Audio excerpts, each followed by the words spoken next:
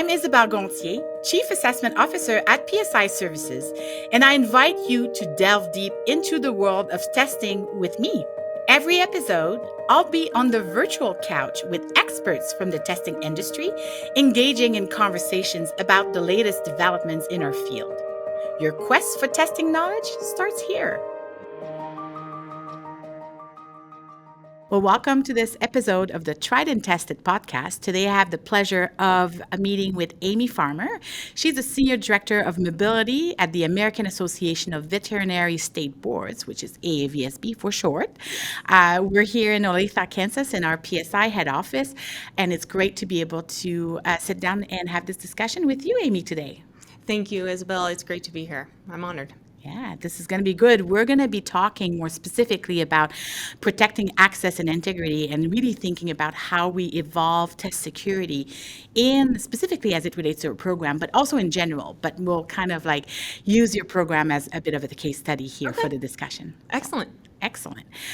We always start the conversation with the same question, understanding how did you get into credentialing, testing? What's your story? I didn't grow up wanting to be in credentialing. That was certainly not my intention. I actually have a K-12 background and did that for 15 years as an elementary and high school principal before then moving into the association world after a brief stint in corporate. My time at AAVSB, my role changed from focusing specifically on licensure and mobility to also including exams, as exams are a big part of mobility. We need that. And I would say it's been a good fit for me. It really speaks to my detail oriented, and I've enjoyed it. I've only been in credentialing for about 3 years now, so I would say I'm newer to it and still learning quite a bit every day. Yeah, this is great. It's a great field. Obviously, I'm a little biased, so I'll just put it that way. But I think it's great because, you bring in your expertise, your experience from, from before, and then kind of learning in this world, specifically about the licensure program that you work with, but also in general, like the key concepts of a credentialing program. Exactly. Yes. Yeah. So in your role leading mobility initiatives at AAVSB, how do you approach the intersection of licensure and portability from an access standpoint, as one thing, while ensuring that you're protecting the integrity of your program? Sure. That's a great question. We have multiple pathways to our main exam. We do more than 10,000 testers a year, and it is a high stakes exam for them. Their livelihood depends on the passenger. It's the passage of that exam. They've got to pass it in order to work, in order to become a credentialed veterinary technician. The VT&E is the exam we're speaking of. There's multiple pathways to that exam, and it's necessary. It's necessary from a legislative perspective in order to provide those different pathways, but that adds some challenges for us. Not everyone is able to go to a test center. Some people, remote is the only option, and we're in all of North America, so we've got from the corners of Canada to the corners of the states, and we need to be able to provide access to not only different pathways to preparing for this exam, but also we need to allow different testing options. So we need that remote proctor needs to be an option, as well as the test center, so that we can provide accommodations that are necessary. And it can be hard meeting the different pathways needs, meeting test center needs, and meeting the remote proctor situations. So we do a lot to ensure that it is secure. Things such as LOFT testing that has allowed us to provide different opportunities for retakes. When you only have 4 forms, you're a bit limited in how many times someone can be exposed to those test items, or how long. It's taken us a while to build up our bank for that LOFT testing, but that was part of the preparation. And I think it's done a good job of allowing us to provide multiple opportunities for these different pathways. Yeah, I like it because there's kind of multiple components here that we're talking about. There's the pathways that provide different avenues or ways for people to qualify to be eligible to take the examination. And then you have the modalities, and, that they can choose, whether they want to take the exam from a remote proctoring standpoint in a test center. So that provides that flexibility. Again, if we go back to that concept of accessibility, you mentioned the remote locations in Canada and the US, that provides that flexibility. And also, like, really zeroing into the modality, the testing modalities, like LOFT, where you are able to then further expand what you can do, because LOFT, most of the audience would probably know what it is, but just to make sure, LOFT is linear on the fly testing, and it's basically taking a pool of pre-approved items and then on the fly building a unique test forms for the test taker Exactly. to take it. So from a security standpoint, every single test takers has an equated a representative form that they're taking, but it's different. So then if you have people taking the exam in multiple locations at the same time over a long testing windows or from a continuous testing, it helps protect the integrity of the program because you don't have the same form administered Exactly. over and over again. So I think it's I really like the combination of when you think about the aspects of your programs that are critical to maintain that accessibility, considering the nature of your program, and balancing it out for sure.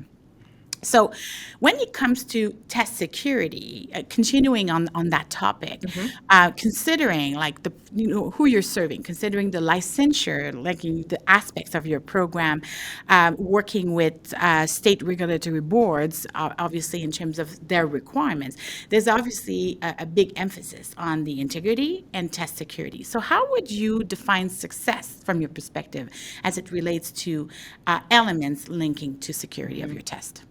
I think transparency is absolutely paramount in providing good test security, because everybody needs to understand from start to finish the entire process. So we work closely with the AVTE, which is the Association of Veterinary Technology Educators, and they've got a lot on the line with the test security. Their program accreditation relies partly on the pass rate of their students. Whether it should or shouldn't, doesn't matter, it does.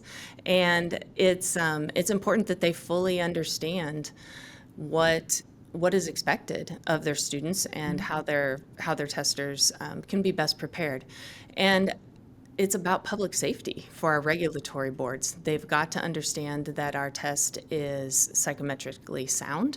They have to understand that it's going to be defensible, and that we're going to be able to ensure them that the people passing this exam are the minimally qualified, and that they can rest assured that when someone passes this exam, they can go out and safely interact with the public.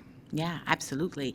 And in ensuring that, there's multiple aspects of what you do as part of like building this program that ensures that, making sure, you have enough content to cover your pool and be representative, making sure that you're involving the right people and also securing the process. So I'm Right. sure all of those considerations are critical, again, as to be able to demonstrate to the key stakeholders that, yes, this program meets the standards and it also is adhere to sort of all of those standards and security expectations. Yes, absolutely, absolutely. And that takes time, and it takes time and buy-in from our subject matter experts, because they understand the importance of it.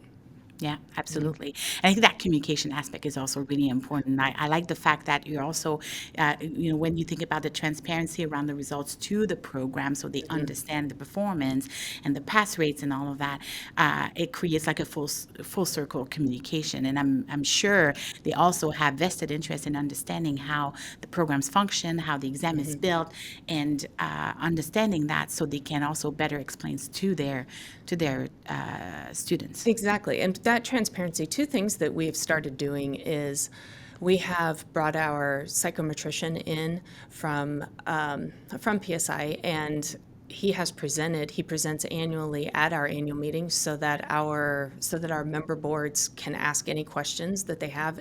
We walk through that exam development process, and we do that same thing at the AVTE conference, where the program directors, it's their big annual event, and we've been we've been happy with the results, being able to bring him in and have him explain the entire process. We also did an item writing training, and so we were able to secure several more subject matter experts, but just the more people that understand the process from beginning to end and from their stakeholder perspective has been really important and really successful Oh for yeah, us. no, and I agree, and I think it's great that you're doing that because providing that exposure, that visibility, breaking that big black box in a Right, way, just to say, right. hey, this is not psychomagic. It's like psychometrics is an important element of measurement science, but it doesn't have to be mysterious.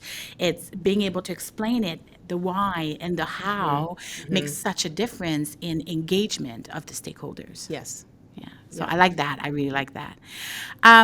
When you think about key strategies, when you're thinking about, again, the concept of the delivery of your tests, ensuring to protect your tests, the value you mentioned that you're doing remote proctoring and test centers, there's different strategies that are used, obviously, to protect the integrity of your assessment.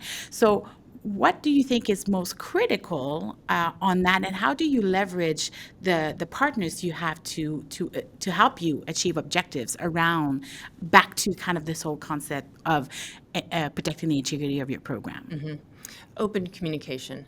Mhm, We rely heavily on our PSI team mhm, for for bringing us for bringing us the latest and greatest yeah, of what's going on. Like I said, I've only been in exams and in credentialing for about 3 years, and our program manager is a little newer than I. She's been on board almost 2 years.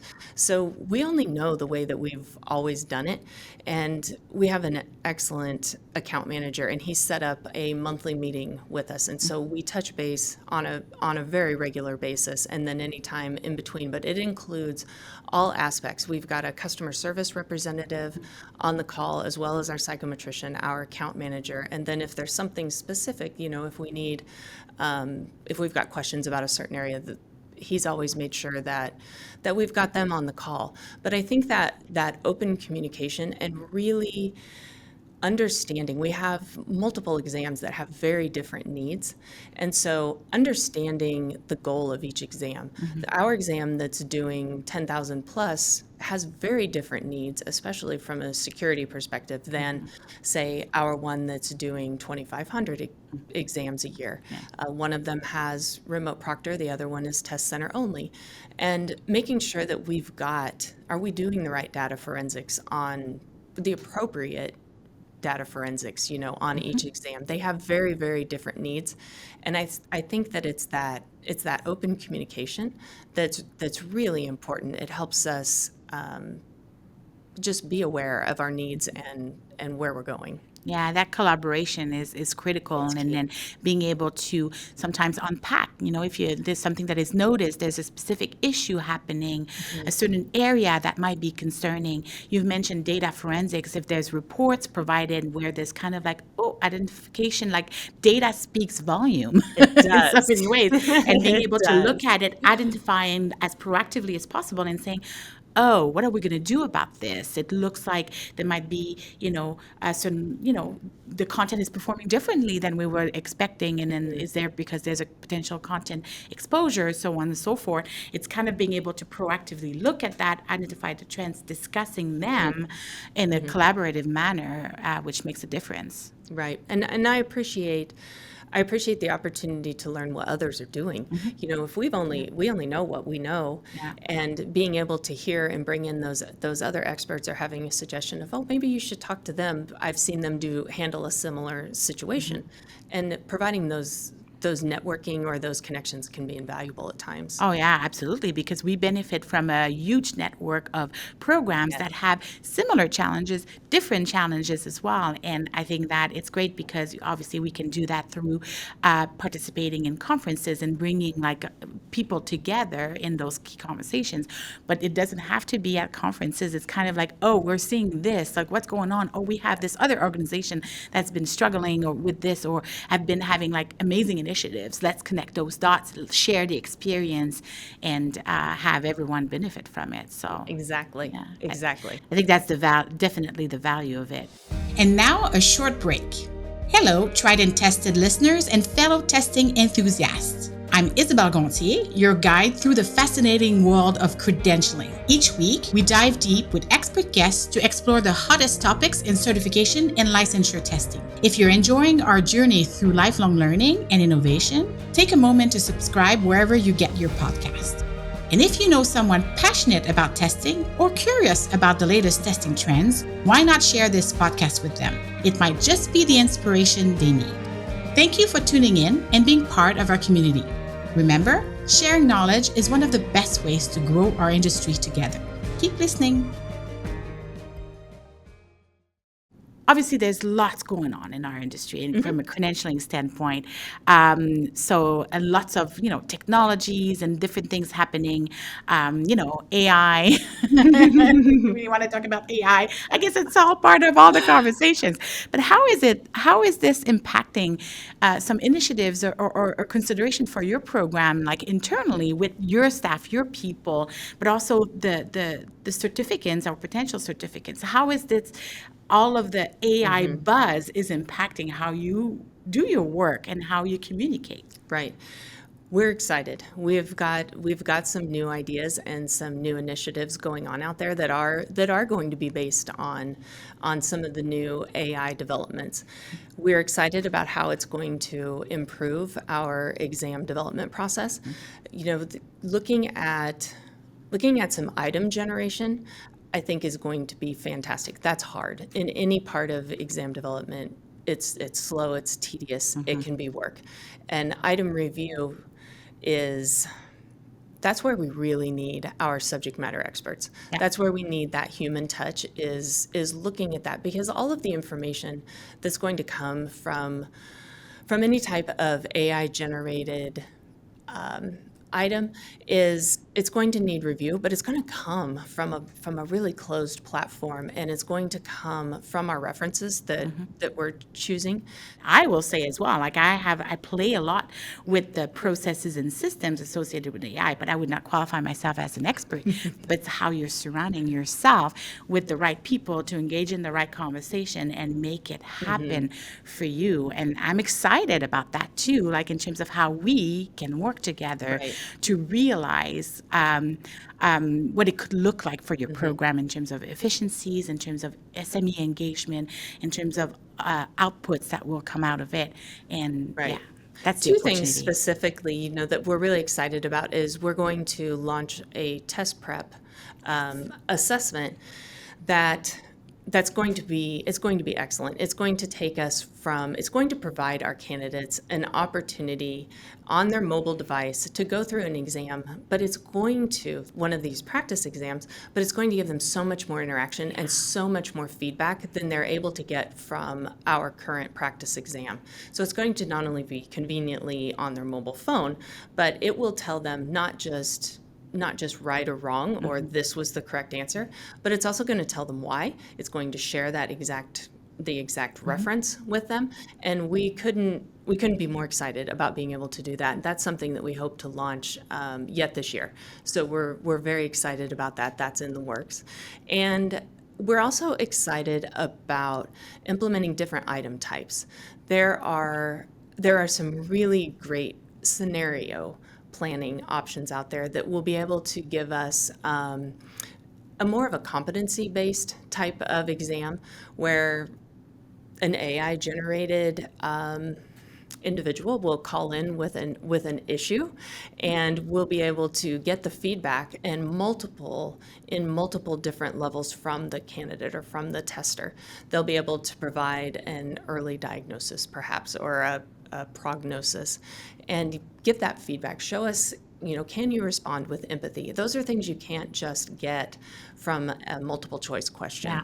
So we're really excited to be able to bring in some of that real world scenario type of situation for our testers and really look at the competency Yeah, that our testers have. yeah, absolutely. It expands the realms of what could be looked at, considered, Yes. and I really like the angle around the competencies because competencies provides that opportunity to look at it from a broader perspective. You have the technical skills that are critical to practice, but the other elements, those competencies, or I know the term durable skills is being used more and more and more. But those Yes. durable skills are critical through to the individual, and they're harder to assess, not impossible to assess, but harder to assess. Yes. And I think technology, to your point, is helping further redefine how we can do it, which was a little bit more limited before. But now, we could kind of create tools, and then, AI provides that possibility of an interaction,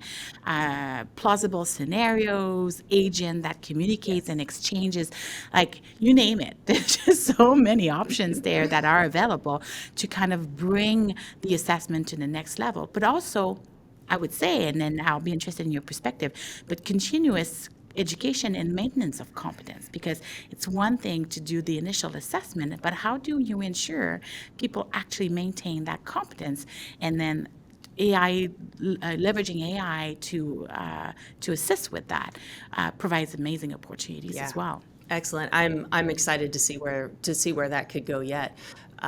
It's I think it's going to do a lot. It's going to do a lot for our industry, especially with such a shortage that we have in both vets and vet techs. So our professionals in general are shortage, and we need to be able to keep them certified and make that process quicker, smoother, and extremely interactive. Yeah. We talked about earlier, we started broaching sort of like the education stakeholders, like how they, you work with the programs, you communicate with them, you give them information about exam results, you talk about the process. How do you help them, like the boards, the schools, the candidates, like this whole ecosystem where your test takers are coming from?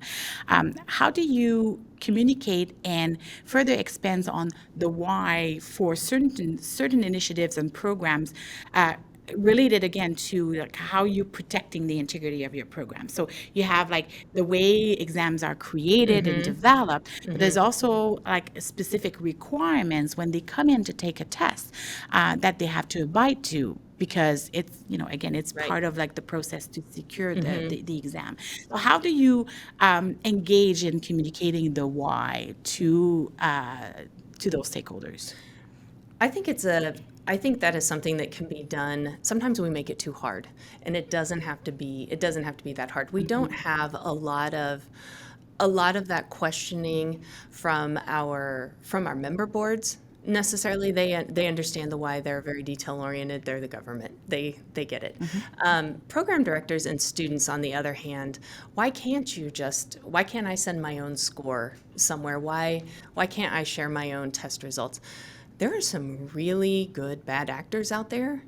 And so I think sometimes we've had a lot of success sharing scenarios of, while you would never do this, here is something that has happened, and giving an example of whether it happened to us or just something that we've heard in general. But it's, students like, oh, I'd never thought of that. But sharing a scenario or an example of where a score report was doctored and submitted, Yeah. that's something. Or we've got some really great I'll just call them bad actors, that are willing to take an exam for someone. And we've got to be able to we've got to verify their identity, and understanding that when you're doing, it's difficult to do when you're doing that remote proctor, but we don't want to take away that option Yeah, for of those course. that absolutely rely on it. So explaining the security, just really taking the time to help them understand these are the things that could be done, and we're protecting you as much as we are protecting the industry and the exam itself. They need to understand that while they are being legitimate, others aren't, and that's going to hurt it for them. And you've worked really, really hard to take this exam. So Yeah. let's make sure that everyone's on a level playing field. Absolutely. You want the outcomes of this very important exam to be meaningful, to be valid. And by having the protective measures in place that, some people might say, oh, it's a little cumbersome, and having like to kind of Sure. take a picture, go in Sure.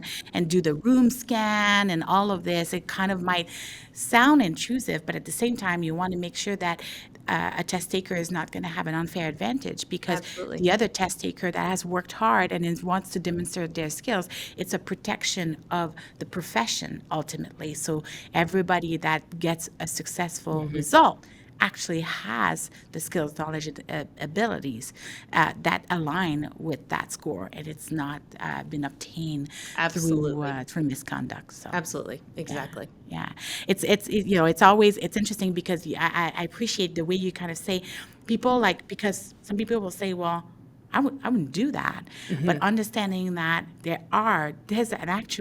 there's businesses that are focused on trying to get access to content so they can support and help people Yes. be better. And it's very different. We've talked a bit earlier about the practice tests. These are tools to help people prepare. It's not to give them an unfair advantage. It's to help them Exactly. prepare.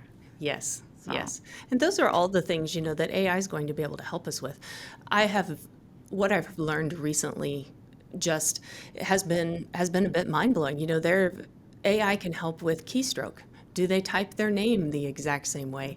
Really working with validating photo IDs and understanding just being able to do those things that's beyond human detection. yeah, confirming that the person in front of the screen is really the person that is supposed to be, Absolutely. and then because technology advancements and are available, unfortunately, so finding ways to detect and again protect in the end is critical. Right. Well, this is great.